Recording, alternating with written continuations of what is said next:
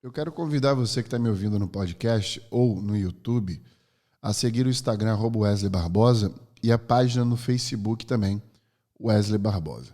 Eu tenho um grupo fechado para pré-inscrição da Escola de Carreiras, com 15% de desconto, chamado @Cursos de Carreiras no Instagram.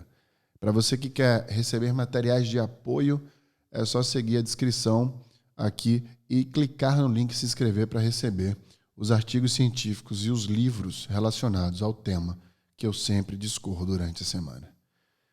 Durante a Segunda Guerra Mundial, o matemático Abraham Wald analisou caças que regressavam de combates e que tinham suas áreas mais atingidas por balas reforçadas com o pressuposto de que naquelas áreas eram as áreas que faziam com que os outros mais atacassem. Ou seja, aquela área com maior número de balas dos caças que chegavam era justamente a área que recebia o maior número de ataques.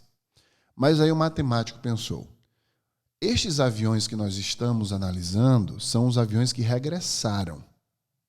Eu quero saber onde foram os tiros dos aviões que não regressaram. Foi aí que ele teve a ideia de, ao invés de reforçar as áreas com maior número de balas atingindo os caças que voltaram, reforçar as áreas que não haviam sido atingidas nesses caças, pressupondo que os caças que não regressaram teriam sido atingidos naquelas áreas que estes que regressaram não foram. O resultado dessa pressuposição foi um resultado extremamente eficaz.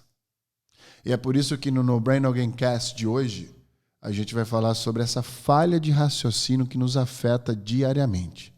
Ela tem nome e sobrenome e se chama viés de sobrevivência.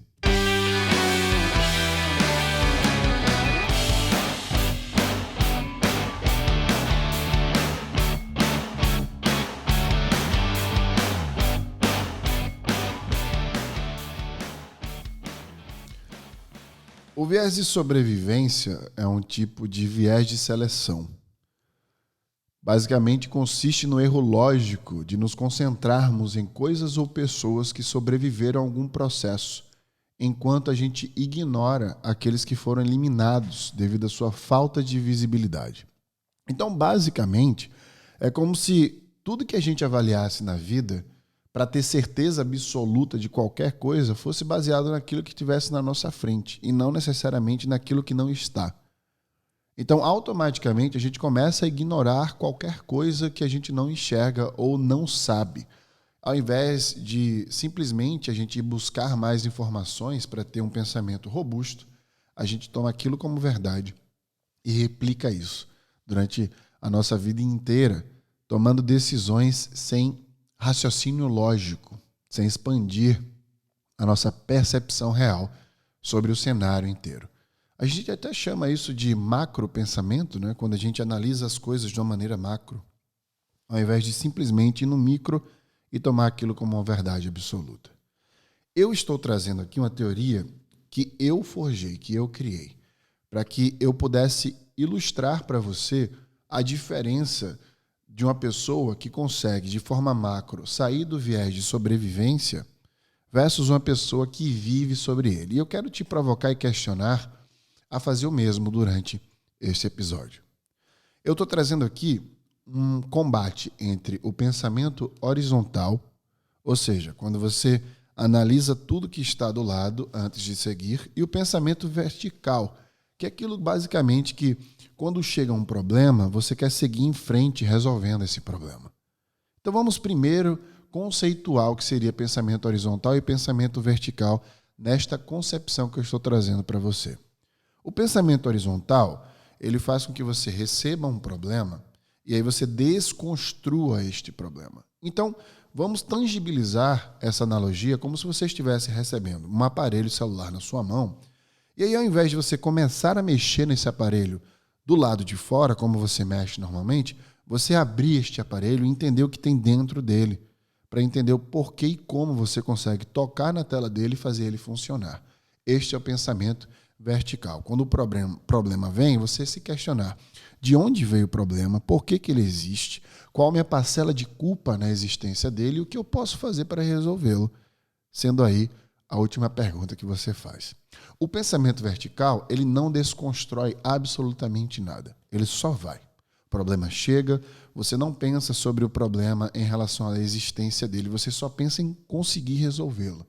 E aí, nesse pensamento, você secreta o hormônio conhecido como hormônio do estresse, o cortisol, e você passa a perder, inclusive, dependendo de como você se relaciona com esse hormônio e a quantidade de secretação dele, você passa a perder poder cognitivo, que é o que te dá inteligência.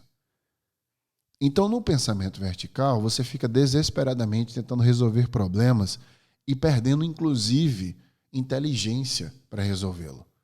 Versus o horizontal, que faz você entender e te dar ar, te dá, inclusive, estrutura para pensar, para você exponencializar o entendimento e, portanto, resolver o problema. Então, vamos tentar estruturar o pensamento horizontal para que ele seja estimulado pelo teu cérebro toda vez que você tem um problema, diariamente, por exemplo. Eu quero aqui também te instigar e questionar a pensar todos os dias dessa forma e como você resolve um problema. Por exemplo, aconteceu um problema agora. Qual é a forma que você reage? O que você faria se um problema começasse a existir agora? É uma forma horizontal de abordar o problema ou uma forma vertical de abordar esse problema? Eu vou te ensinar agora a estimular o pensamento horizontal. Primeiro, a gente precisa entender que não existe resposta única para qualquer questionamento. Por exemplo, a gente tem a mania de dar uma resposta única para as perguntas que nos fazem ou para os questionamentos que nós temos do comportamento de qualquer coisa ou qualquer pessoa. Quando a gente vê alguma coisa acontecendo, a gente começa a montar uma estrutura de pensamento baseado naquele acontecimento e aí a gente julga ele. E nesse julgamento, a gente tem uma resposta única. Ao invés de a gente montar um acervo de possíveis respostas, a gente tende a acreditar apenas naquilo, prejudicando relações e prejudicando a si mesmo. Então, o primeiro estímulo que eu quero te passar é: não existe uma resposta única para o seu questionamento. Tente entender aquela resposta que você deu instintivamente, mas tente se questionar: peraí, o que mais poderia ser? Muitas vezes vai ser muito difícil porque está na frente dos seus olhos, mas lembra do que é viés de sobrevivência? É o viés da seleção. Você, vendo o que está na tua frente, você naturalmente elimina o que não está e toma só aquilo como verdade. Eu quero estimular você a buscar outras respostas que não estão ali na sua frente. O segundo estímulo é que não existe lógica no mundo das ideias. A lógica que você aplica para a sua própria interpretação de mundo não é igual à minha. Então, não queira gerar uma expectativa de que eu vou seguir uma lógica que você criou na sua cabeça e ela é unitária. Ninguém no universo tem um pensamento como o seu. Porque o seu pensamento ele é proveniente de um acervo de estrutura fisiológica que existe devido a uma combinação genética herdada por você e uma doutrina social. Ninguém mais tem esse pensamento. Então, entenda que não existe lógica no mundo das ideias. O terceiro estímulo, ele é herdado desse segundo. O óbvio não existe. Você precisa desconfiar de soluções fáceis demais. O que você vê na sua frente, você fala, é óbvio que é isso? Não necessariamente é. Então, todas as vezes que você achar algo óbvio demais, eu quero te estimular a desconfiar. Por quê? Porque o óbvio não existe. Se você desconfia de soluções fáceis demais, você está lutando contra o seu viés de seleção. É muito difícil fazer isso. Só que você faz isso, primeiro, questionando o que você está vendo e sentindo. Então, peraí, está óbvio demais. O que mais pode ser além disso que está na minha frente? É o mesmo estímulo anterior, que não existe lógica no mundo das ideias. Eles são complementares. O quarto estímulo eu já dei várias vezes aqui em vários podcasts. A pergunta é vilã do julgamento. e a porta para o conhecimento. Então você precisa sempre perguntar, não só assumir que você entendeu aquilo, não só achar que você teve uma compreensão das coisas sozinho ou sozinha. E aí vem o grande vilão de tudo isso, que é o viés de confirmação. Se o viés de sobrevivência é aquele teu julgamento inicial, você dizendo que é óbvio, que aquilo ali está na tua frente, que é desse jeito, se é só aquilo que você enxergou, como os engenheiros americanos analisando os caças na Segunda Guerra Mundial, você tem que fazer o que o Abraham fez. Quando aquilo tudo que estava tão óbvio na frente de tanta gente que tem um raciocínio lógico, né, que são pessoas, engenheiros, né, que trabalham com números, quando aquilo tudo viu e ele questionou, um questionamento, uma pergunta, mas esses caças voltaram. E os caças que não voltaram, onde foram os tiros? Uma única pergunta levou a toda a estrutura, a estratégia de sobrevivência dos caças, porque reforçaram as partes que não tinham tiro. Olha que fantástico isso. Então, este é o primeiro ponto do julgamento de tudo, o viés de sobrevivência. Agora, o outro ponto é o viés de confirmação.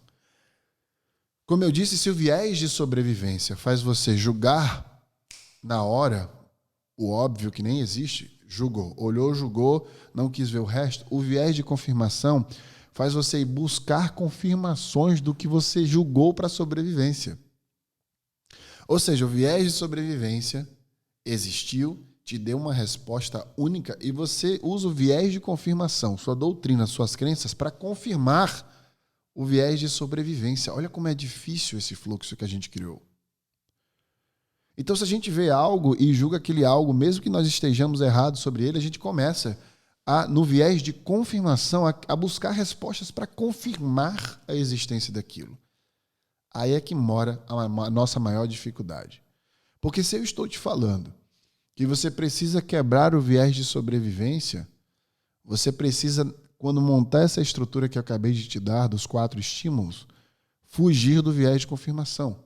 Porque na hora que você vai ampliar a sua consciência para buscar respostas, você tem que ampliar fazendo perguntas, questionando, não tomando como verdade as coisas que você está tentando entender unilateralmente, porque senão você vai estar dentro do viés de confirmação. Eu vou tentar tangibilizar isso para você. Seria como dizer que, por exemplo, uma crença que você tem existe e você usa o seu viés de sobrevivência para dizer existe sim, porque eu senti. Não importa o que a ciência fala, eu senti. Então você está usando o seu viés de sobrevivência para falar que uma crença que você tem existe. E aí, ao invés de você questionar a existência dessa crença, você fica buscando fatores no mundo e nas pessoas que confirmam ela. Viés de confirmação. E aí fica difícil lutar contra aquilo. Por isso que as pessoas falam que não se discute política, futebol e religião. Se discute sim. A gente precisa questionar absolutamente tudo que existe. Porque o que existe sequer pode existir, inclusive. Então, a gente estruturando isso, entendendo que o viés de sobrevivência, o nosso julgamento doutrinado de uma crença que nós temos, do que é óbvio para a gente precisa agora questionar tudo e não só confirmar aquilo, porque dá prazer confirmar aquilo que a gente acredita, né? A gente se sente empoderado. E fica aqui o convite para que a gente questione. Vamos fugir da frase que diz que eu prefiro ser feliz do que saber a verdade, porque saber a verdade não é ser infeliz. Pelo contrário, quem sabe os motivos da tua infelicidade é a ausência de conhecimento. E no questionamento que você possa ter, você possa elucidar a sua mente ao ponto de trazer um mecanismo, uma estrutura, que ali sim, a maior parte do tempo, você secrete os neurotransmissores que vai te fazer feliz. O viés de sobrevivência, ele traz essa crença excessiva otimista, porque as falhas, elas são ignoradas. por isso que é tão perigoso. Porque a gente cresce excessivamente no otimismo. Mesmo em algo ruim, a gente sente otimismo de ter desvendado aquele algo. Só que esse desvendar é uma criação da nossa mente. Muitas vezes, não sempre. Porque as falhas são ignoradas. A gente ignora o falho. A gente se apega àquilo que está na nossa frente, como eu falei, e toma aquilo como uma verdade absoluta. Não existe verdade absoluta. O sentido da vida, de acordo com Charles Darwin, é sobreviver e reproduzir. Existem instintos impressos no nosso DNA. Só que nele também existe nosso poder cognitivo. Então fica aqui o convite para que a gente possa utilizar nossa inteligência e deixar de tomar decisões que nos fazem sobreviver, para tomarmos decisões que nos fazem viver. Eu me despeço do episódio de hoje te perguntando: você atualmente vive ou sobrevive?